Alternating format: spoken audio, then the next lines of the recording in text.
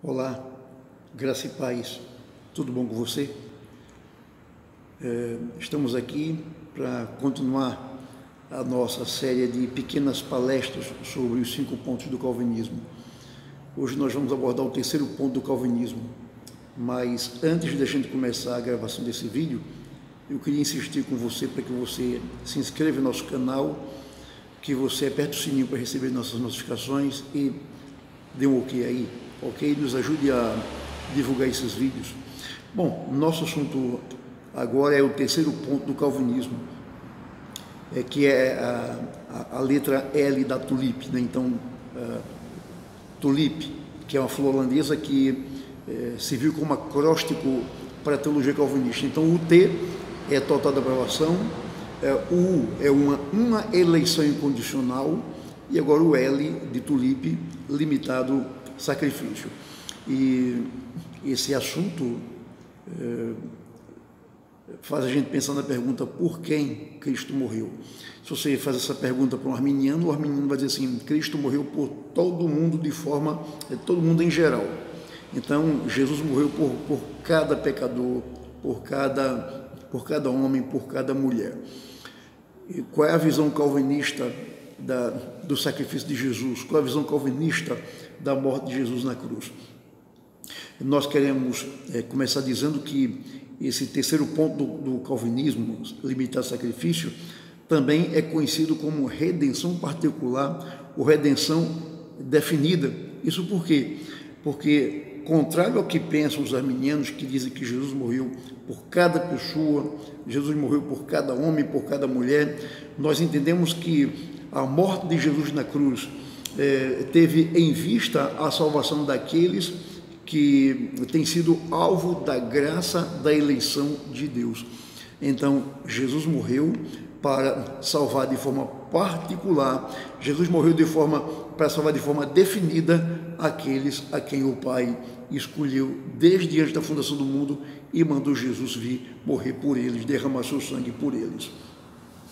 A eficácia salvífica do Cristo Redentor não é universal ou potencialmente eficaz para quem iria recebê-lo, né? Conforme dizem os arminianos, né? Que a redenção de Jesus foi universal, ou ela é potencialmente eficaz para qualquer pessoa, mas não garante a salvação de ninguém. Entendemos que a salvação de Jesus não foi universal, nem foi potencialmente eficaz, mas a morte de Jesus na cruz foi designada para garantir a salvação de um grupo específico, para garantir a salvação de um grupo em particular. Que grupo é esse? O grupo daqueles a quem o Pai escolheu. Interessante que num outro vídeo que eu fiz, falando sobre os 5 pontos do calvinismo, assim, todos juntos, alguém que assistiu esse vídeo disse que o nosso Deus é um Deus preconceituoso e seletivista. Bom, a Bíblia é clara em dizer que Deus selecionou alguns pecadores.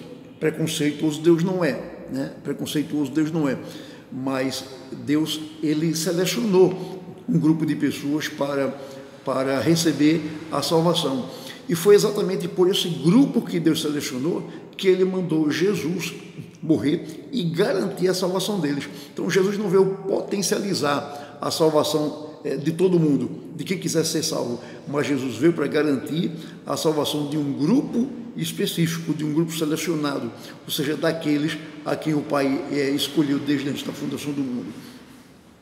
A obra de Cristo na cruz é restrita aos eleitos. Jesus não derramou seu sangue pelo mundo todo, mas ele derramou seu sangue pelos eleitos, para salvar os eleitos. Cristo não morreu por todas as pessoas, por todos os homens e por todas as mulheres, sem exceção, mas Jesus morreu por todos, sem distinção.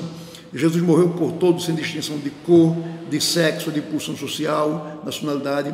Isto é, Cristo morreu por cada eleito de toda nação, povo, tribo e língua. Ou seja, entre aqueles que serão salvos, nós encontramos homens, mulheres, encontramos brancos, pretos, ricos, pobres, encontramos africanos, europeus, asiáticos, americanos. Nós encontramos gente de toda parte do mundo nós encontramos toda espécie de gente. Então, foi por gente sem distinção que Jesus morreu na cruz do Calvário, e não por gente por todas as pessoas sem exceção. A Bíblia usa uma linguagem bem clara e definida a respeito daqueles por quem Cristo morreu. Por exemplo, Mateus capítulo 1, verso 21 diz: ela, Maria, dará à luz um filho, e lhe porás o nome de Jesus, porque ele salvará quem? Ele salvará o seu povo dos pecados deles. Então, por que foi que Jesus morreu? Pelo mundo sem exceção? Não. Ele morreu para salvar o seu povo espalhado no mundo todo. O seu povo que está em todo povo, tribo, língua e nação. Jesus morreu para salvar o seu povo. Quem é o seu povo? São todos aqueles que o Pai elegeu e deu a ele.